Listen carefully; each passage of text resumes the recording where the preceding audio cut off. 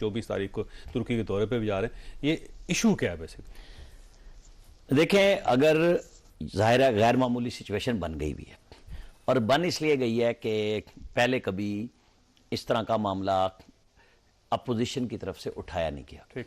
आप देख लें कि जब सुप्रीम कोर्ट ने जनरल बाजवा की एक्सटेंशन को छेड़ दिया, ठीक, और उन्होंने फिर उसको भारी पत्थर को चूम के पार्लियामेंट के हवाले किया, तो लाइन में लग के सारों ने वोट दिया। बिल्कुल सही बात। ठीक है, तो वहां पे भी कोई इशू नहीं हुआ।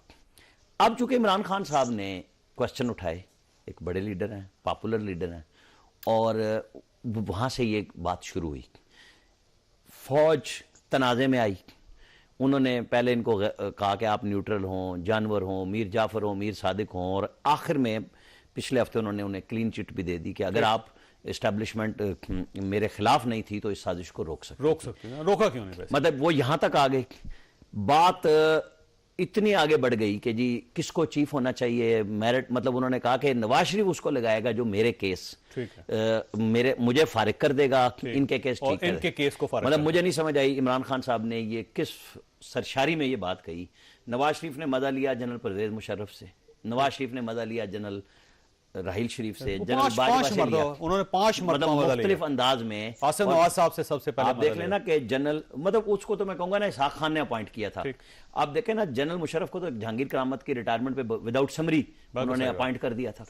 जनरल बाजवा एक लाइन की समरी आई थी बस। नहीं, वो आने जाने की कहानी नहीं है, वो उन्होंने लगा दिया। जनरल करामत रिजाइन कर गया और उन्होंने लगा दिया।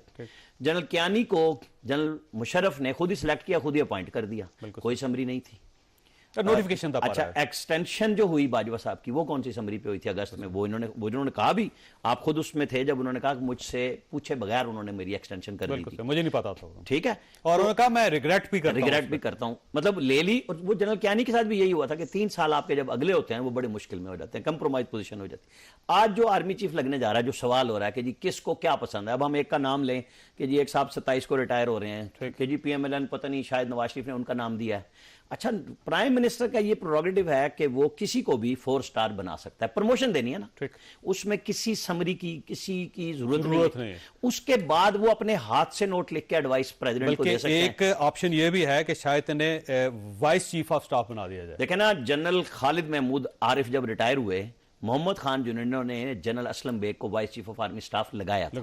मैं ये बात मार्शल लॉ से हटके कर रहा हूं कि जब मार्शल लॉ ना हो तब भी प्राइम मिनिस्टर ने ये काम किए, जब वो एडवाइस के भी पाबंद थे, लेकिन जुनेजो साहब ने लगाया असलम बेग को। अच्छा, अब आप आगे चले जाएं, 4 स्टार बनाना प्राइम मिनिस्टर की जिम्मेदारी है, और एडवाइस प्रेसिडेंट ने माननी होती है प्राइम मिनिस्टर की। 48(1) के तहत रोक सकते हैं 15 दिन और 10 दिन 25 दिन रोक सकते हैं। 25 दिन वो रोक सकते हैं, उन्होंने गवर्नरों की तकरीरियां रोकी हैं। लेकिन मैं फिर वो कहूंगा कि ये वो भारी पत्थर है जिसको चूम के छोड़ना पड़ा सुप्रीम कोर्ट को नेशनल सिक्योरिटी के नाम पे। तो मैं देखूंगा कि इस सिविल सुपरमेसी में प्रेसिडेंट साहब कितना भारी पत्थर प्यार से 25 दिन रोक सकते हैं, और जिसके साथ 3 साल आगे सबने चलना होगा पाकिस्तान की। तो ऐसे ये फरमाइएगा सर, ये लिंक किया